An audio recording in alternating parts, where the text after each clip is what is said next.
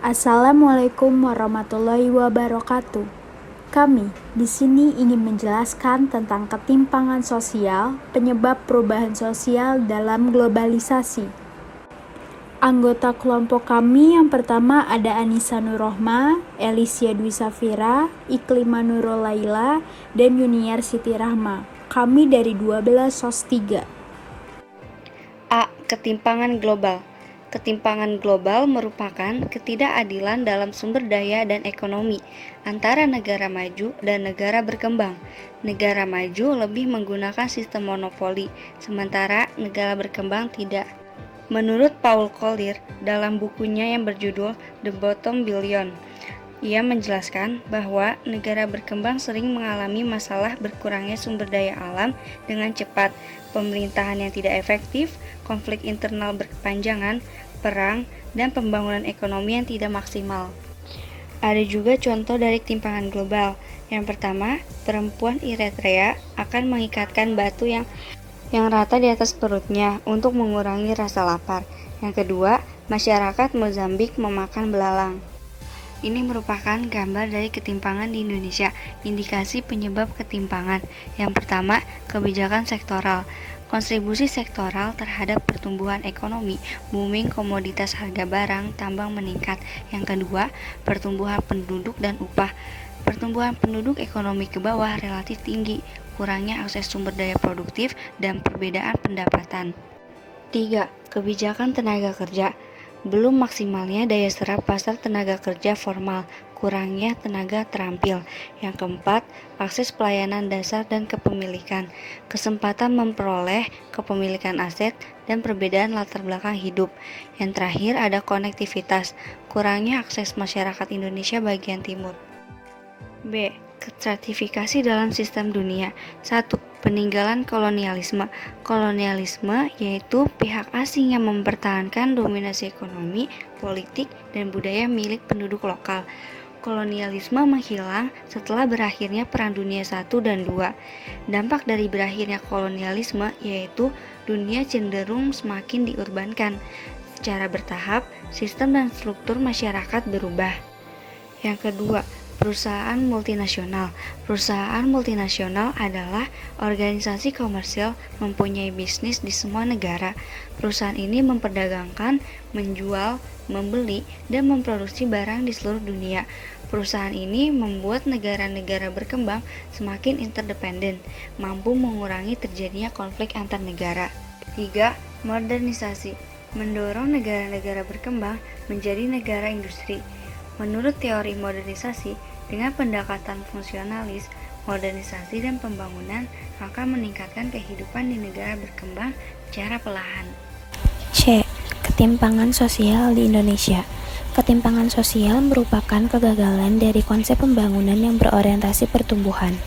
Upaya pemerintah untuk menghilangkan ketimpangan sosial dapat dilihat dari ketersediaan biaya dalam APBN. Ketimpangan sosial di Indonesia dapat menjadi kendala untuk mewujudkan pembangunan berkelanjutan di Indonesia. Oleh karena itu, sejumlah program telah dilaksanakan untuk mengatasi masalah tersebut. Salah satunya melaksanakan berbagai program sesuai dengan target yang ditetapkan dalam Millennium Development Goals. Program tersebut untuk mendukung pembangunan global pasca 2015 yang diadopsi dan diimplementasikan oleh semua negara. Berikut ini adalah beberapa macam ketimpangan sosial. Yang pertama adalah ketimpangan pendapatan. Contohnya, orang yang berpendapatan tinggi dengan orang yang berpendapatan rendah tentu akan nampak kesenjangan dari cara memenuhi kebutuhannya sehari-hari. Yang kedua yaitu ketimpangan gender. Contohnya, di berbagai sektor kehidupan, banyak indikator menunjukkan perempuan tertinggal dibandingkan laki-laki dalam hal memperoleh kesempatan, peluang, serta hasil-hasil pembangunan. Yang ketiga yaitu ketimpangan kesehatan. Contohnya gejala sosial yaitu kemiskinan yang dapat menyebabkan gizi buruk terhadap keluarga kurang mampu. Yang keempat yaitu ketimpangan pendidikan. Contohnya tidak meratanya kualitas pendidikan di kota dan di daerah yang terpencil. D. Dampak terjadinya ketimpangan sosial. Yang pertama adalah kemiskinan. Masalah kemiskinan merupakan penyebab utama terjadinya permasalahan kesejahteraan sosial. Masalah kemiskinan termasuk masalah yang harus segera ditanggulangi. Karena jika tidak ditanggulangi dengan cepat, masalah kemiskinan dapat menjadi kemiskinan budaya. Kemiskinan budaya ditandai dengan tidak adanya kemauan dan dalam situasi krisis cenderung melakukan tindakan asosial. Yang kedua adalah keterlantaran. Keterlantaran merupakan pengabaian anak-anak dan orang lanjut usia karena berbagai sebab. Kasus penelantaran anak banyak disebabkan karena ketidakmampuan orang tua memenuhi kewajibannya. Oleh sebab itu, pemerintah harus meningkatkan pelayanan sosial bagi para lanjut usia dan anak-anak. Upaya untuk mengatasi kesenjangan sosial. Beberapa kendala yang dihadapi dalam pengembangan wilayah tertinggal, khususnya dihuni oleh komunitas adat terpencil, antara lain: pertama, sulitnya mencari lahan bagi pemberdayaan komunitas adat terpencil secara exit. Exit yaitu pola penanganan yang dilakukan di lokasi baru. Yang kedua, belum diprioritaskannya pengembangan wilayah tertinggal oleh pemerintah daerah karena tidak menghasilkan PAD secara langsung. Yang ketiga, belum optimalnya dukungan sektor terkait. Pengurangan ketimpangan sosial antar daerah bertujuan sebagai berikut. Yang pertama, mengembangkan wilayah-wilayah strategi dan cepat tumbuh untuk mengoptimalkan pemanfaatan potensi sumber daya. Yang kedua, meningkatkan pembangunan di wilayah-wilayah tertinggal dan terpencil agar dapat tumbuh dan berkembang secara lebih cepat dan mengejar ketertinggalan dengan daerah lain. Yang ketiga, mengembangkan wilayah-wilayah perbatasan dengan mengubah arah kebijakan pembangunan wilayah perbatasan yang selama ini cenderung berorientasi inward looking menjadi outward looking. Yang keempat, membangun kembali kepercayaan sosial antar kelompok masyarakat dan membangun kembali serta merehabilitasi infrastruktur yang rusak. Yang kelima, menyeimbangkan kota-kota metropolitan besar, menengah, dan kecil yang efektif dan efisien melalui A. Meningkatkan peran dan fungsi kota menengah dan kecil. B. Memperkuat peran dan fungsi pelayanan kota-kota kecil dan menengah bagi pengembangan kawasan perdesaan. C. Pengendalian pertumbuhan kota-kota besar dan metropolitan. F. Praktik penelitian sederhana. Pengertian penelitian. Penelitian merupakan suatu kegiatan ilmiah yang dilandaskan pada analisis dan konstruksi yang dilakukan secara metodologis, sistematis, dan konsisten, yang bertujuan untuk mengungkapkan kebenaran sebagai salah satu manifestasi hasrat untuk mengetahui apa yang sedang dihadapi. Contoh praktik penelitian sederhana. Desa Sukamarjo, Kecamatan Sukajadi, memiliki penduduk sebanyak 380 orang. Di desa tersebut terdapat 67 kepala keluarga yang kurang mampu. Rata-rata penghasilan penduduk desa Sukamarjo sekitar Rp1.500.000 setiap bulannya. Sebagian besar penduduk desa bekerja sebagai peternak dan petani. Penduduk yang tinggal di desa ini adalah penduduk asli.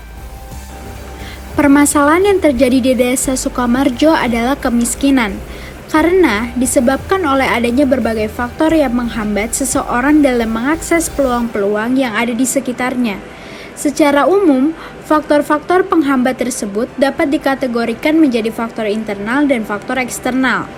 Pertama, faktor internal, yaitu faktor penghambat yang berasal dari dalam diri orang miskin yang bersangkutan. Antara lain meliputi rendahnya tingkat pendidikan, adanya budaya malas, mudah pasrah pada nasib atau fatalistik, dan kurangnya semangat kerja. Kemiskinan model ini sering diistilahkan dengan kemiskinan budaya. Yang kedua, faktor eksternal, yaitu faktor yang bersumber dari luar kemampuan diri orang miskin. Contohnya, birokrasi dan aturan-aturan yang dapat menghalangi seseorang dalam mengakses sumber daya. Kemiskinan tipe kedua ini disebut dengan kemiskinan struktural, yaitu 7 kemiskinan yang bukan disebabkan oleh kemalasan atau ketidakmauan bekerja dari orang miskin, tetapi karena sistem dan struktur sosialnya lah yang tidak mampu menyediakan peluang kerja bagi orang miskin tersebut. Program pemberdayaan masyarakat dan instansi pemberi bantuan desa Sukamarjo telah banyak mendapatkan bantuan dan perhatian dari berbagai pihak. termasuk pemerintah provinsi, pemerintah kabupaten, dan instansi-instansi lainnya. Hal ini terlihat antara lain dari adanya berbagai program pemberdayaan masyarakat, baik berupa bantuan sarana fisik maupun modal usaha, sebagai upaya peningkatan kesejahteraan masyarakat.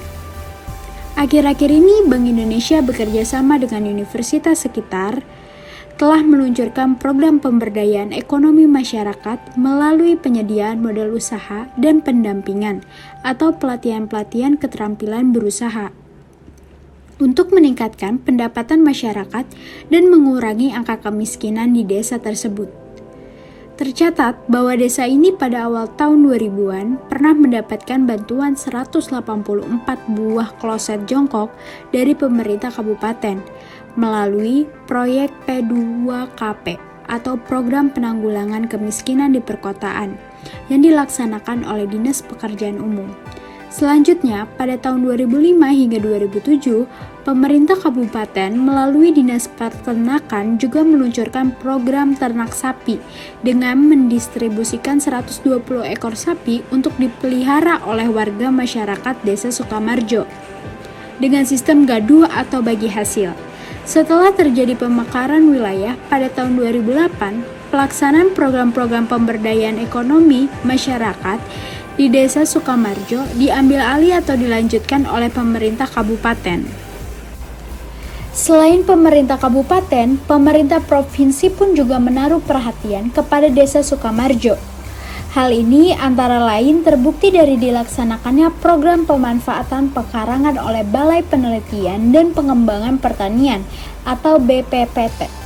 Program ini diperuntukkan bagi ibu-ibu rumah tangga desa setempat yang memiliki waktu luang untuk memanfaatkan pekarangan rumahnya dengan menanam sayur mayur.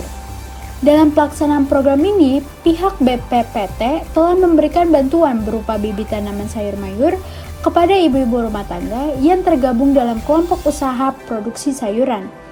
Selain mendapatkan bantuan dana melalui program-program pemberdayaan masyarakat yang dilakukan oleh pemerintah setempat, sejak 2010 hingga sekarang Desa Sukamarjo juga mendapatkan bantuan permodalan dari Bank Indonesia. G. Menumbuhkan sikap empati dan rasa saling menghargai dalam menyikapi ketimpangan sosial. Hilangnya rasa simpati sering hilang dalam kehidupan setiap orang. Terkadang, orang kaya akan mengumpulkan harta sebanyak-banyaknya demi kepentingan sendiri tanpa merasakan kekurangan yang menimpa orang-orang miskin. Namun, sebagai manusia yang diberi akal oleh Tuhan, sebaiknya kita menumbuhkan sikap empati agar tercipta masyarakat yang saling menolong dan menghargai sesama tanpa membedakan status.